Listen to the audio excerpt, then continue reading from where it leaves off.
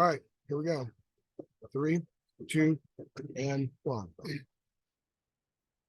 From the Smith Center in Chapel Hill, this is THI. 3 things from North Carolina's 77-52 victory over Cal Riverside tonight, Friday night, 3rd game of the regular season for the Tar Heels. They are 3-0.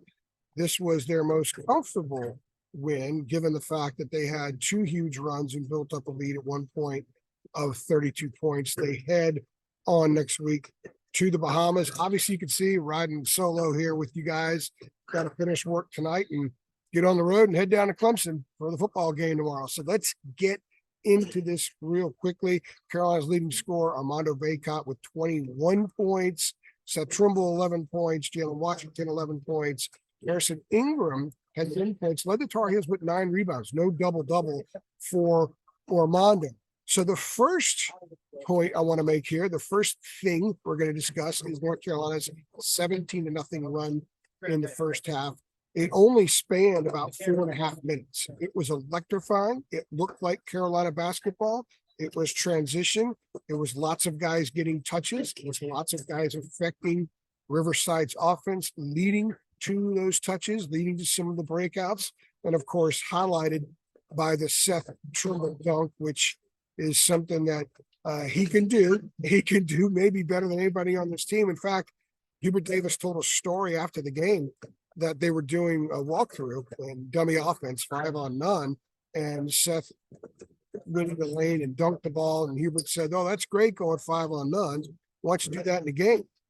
And sure enough, after Trimble had that magnificent dunk, he looked over to Hubert Davis running back up the court to get on defense. It was an impressive period for the Tar Heels. They were closing out on the boards, which they didn't do a lot tonight. We'll get into that a little bit later.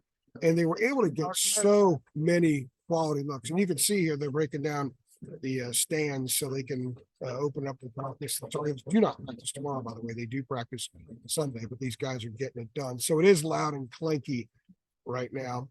And the thing that I also liked about that stretch is it really brought the crowd to their feet.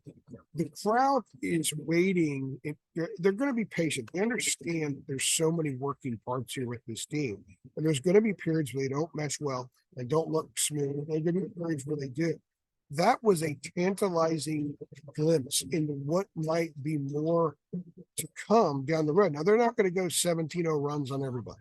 And they're not going to do it very often in ACC play. But what it did is it showed where this group can be electrifying. This group it knows how to turn defense into offense because they did it during that stretch. And they also can look at film and see, okay, when you do this, it leads to this, which leads to that, which gives you that. And those are the things that Hubert wants to teach these guys that they need to see on film. And that goes into my second point, the 19-0 run to start the second half. I'm separating these 2 runs because I think that they came about in different ways. The Tar Heels were electrifying in the 17-0 run, but the 19-0 run began at halftime because Riverside actually outscored Carolina 17-7 after that 17-0 run. They did not extend the run. They did not continue playing at a very high level. Riverside was 7 for 12 from the floor in that stretch. So Hubert Davis challenged them at halftime defensively. It said, "Look, guys, this is what you need to do. You need to get in their grill a little bit more. You need to do a better job of icing the ball, and they need to communicate better and be crisper with the switches." Jalen Washington didn't go fully into saying exactly what the change was, but he discussed how they were better and sharper in that stretch defensively. Jalen Withers said flat out, "We need to communicate more." He said Hubert got on him, really got on him.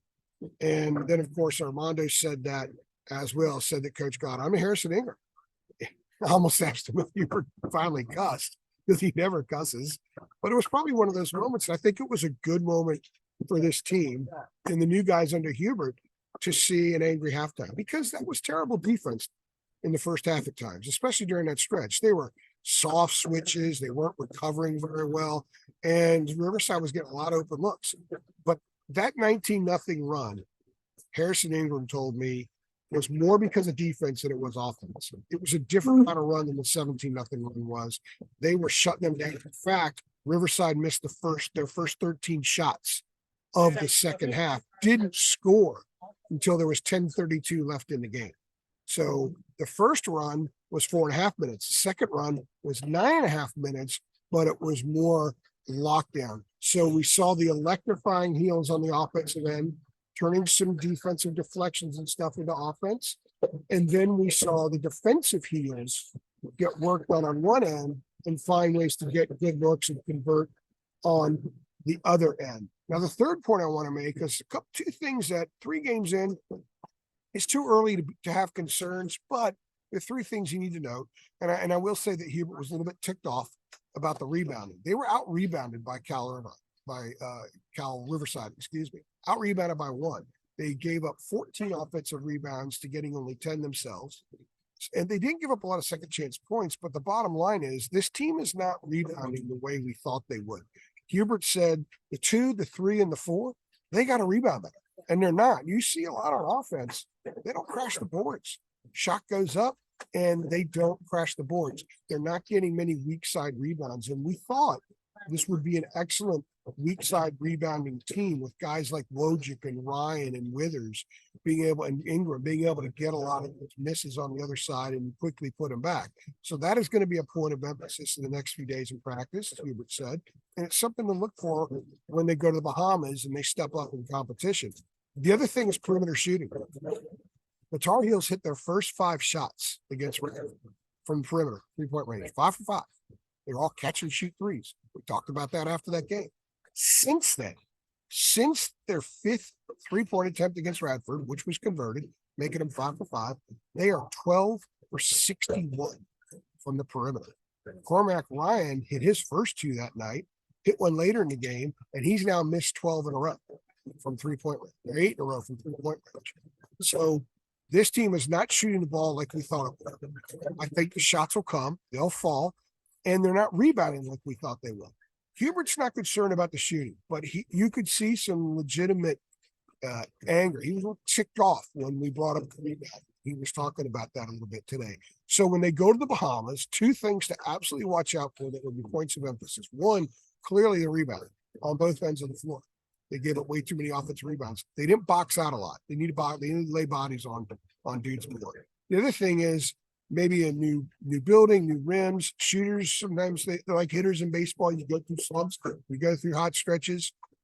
We'll see what they shoot like. Not for 1 game against Northern Iowa, not for 2, but all 3 games in the Bahamas. And we'll definitely crunch those numbers for you. We're going to have a couple more drops this week about Carolina basketball before the Tar Heels head to the Bahamas. And of course, a ton of stuff about football. Tar Heels play at Clemson tomorrow. They got NC State next week. And we will have a ton of stuff for you guys as we always do. This has been 3 things. Carolina 77, Cal Riverside 52. I'm AJ. Thanks for stopping by.